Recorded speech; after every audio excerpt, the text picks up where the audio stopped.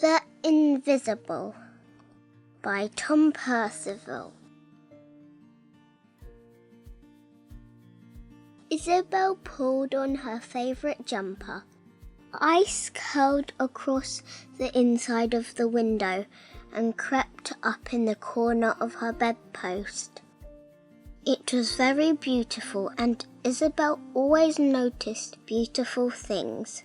But there was no escaping the fact that it was also cold, very cold. You see, Isabel's family couldn't afford to have the heating on. Isabel's family couldn't afford a lot of things that some people take for granted. But Isabel tried not to worry about the things she didn't have.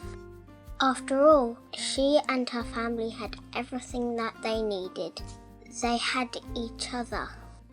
But one day there wasn't enough money to pay the rent and all the bills. Isabel and her family had to leave their home, the house that held all their happy memories, and move to the far side of the city. For the first time ever, Isabel couldn't find anything beautiful to cheer herself up. This part of the city looked exactly how she felt, cold, sad and lonely.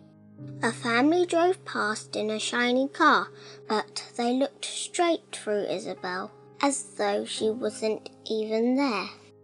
None of the other smartly dressed people seemed to see her either. Isabel looked down and realized that she could barely see her own hands or her feet. She was fading away.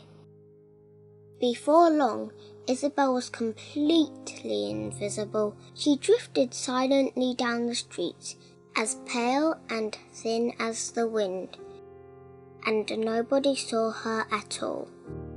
But now that Isabel was invisible, she noticed something she hadn't seen before. Other invisible people, lots of them. There was a lady planting flowers in empty paint pots. There was the man who slept on a bench, feeding the birds in the park. And there was the boy who had been forced to leave his home in another country, hoping to mend someone's bike. But they all seemed so alone. Isabel decided to help. She planted flowers in the paint pots. She looked after stray animals, and she helped to fix things up. Day by day and week by week, other people joined in too. And the more people came together, the more they could all be seen. Soon, Isabel wasn't just visible, she was vibrant, and so was her new home.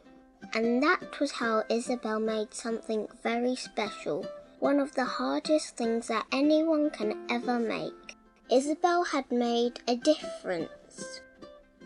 The end. Don't forget to subscribe and click like. Thanks for watching. Come back soon.